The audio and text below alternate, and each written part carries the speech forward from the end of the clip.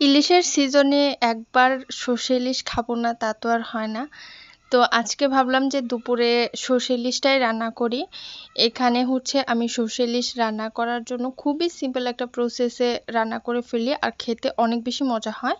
তো এখানে আমি হচ্ছে 6 পিসের মতন মাছ নিয়েছি। আর এটার জন্য কি কি প্রয়োজন, পেঁয়াজ বাটা আর এখানে হচ্ছে সরিষা বাটা, যেটাকে আমি হচ্ছে ছেঁকে নিয়েছি যাতে কালচে ভাবটা না থাকে, আর ওটাতে পানি মিক্সড করেছি। এখানে গুঁড়া মশলার মধ্যে হচ্ছে হলুদ, মরিচ, লবণ আর জিরার গুঁড়া, এই গুঁড়া মশলাগুলো দিয়েছি। আর এখন হচ্ছে একটা প্যানের মধ্যে সরিষা তেল দিয়ে রান্না করব সরিষা ইলিশটা। সরিষা তেল দিয়ে রান্না করলে আমার কাছে বেশি ভালো লাগে। তো সরিষা তেলের মধ্যে হচ্ছে পেঁয়াজ বাটাটা দিয়ে এটাকে হচ্ছে ভেজে নিব যতক্ষণ না পর্যন্ত পেঁয়াজের যে একটা কাঁচা গন্ধ আছে সেটা চলে যায় ততক্ষণ ভাজবো। আর এখন যে গুঁড়া মশলাগুলো দেখালাম সেগুলো হচ্ছে সর্ষে বাটার মধ্যে আমি হচ্ছে ঢেলে দিলাম, এটাকে মিক্সড করে নিব।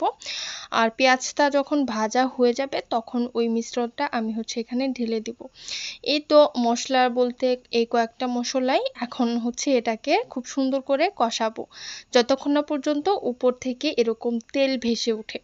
যখন দেখবো যে মশলাটা একদম কষানো শেষ তখন হচ্ছে এর মধ্যে মাছগুলো এক এক করে দিয়ে দিব।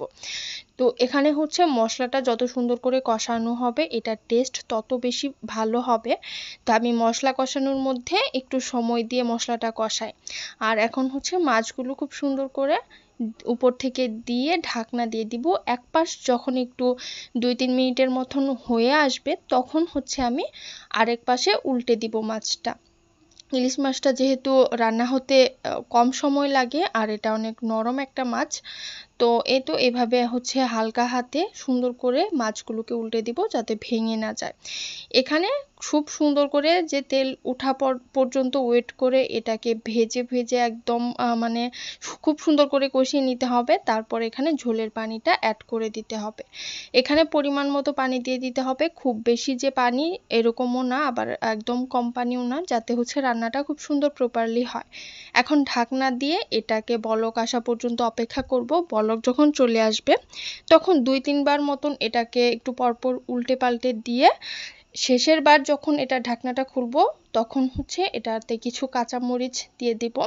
এটা জাস্ট ফ্লেভারের জন্য, কাঁচামরিচের যে একটা ঘ্রাণ আছে সেই ঘ্রাণটা যাতে এই তরকারিটার মধ্যে যায় সেটা, সেই জন্যই। তো এটা কিন্তু ঝাল হবে না, কিন্তু কাঁচামরিচের সুন্দর একটা ফ্লেভার হবে। এটা কিন্তু গরম গরম ভাত দিয়ে খেতে এত বেশি মজা। আমি যে গ্রেভিটা করেছি এই গ্রেভিটাই কিন্তু বেশি মজা লাগে আমার কাছে মাছের থেকে। এরকম করে আপনারা সিম্পল প্রসেসে কিন্তু ট্রাই করে দেখতে পারেন, কেমন হয়েছে অবশ্যই আমাকে কমেন্টে জানাতে ভুলবেন না।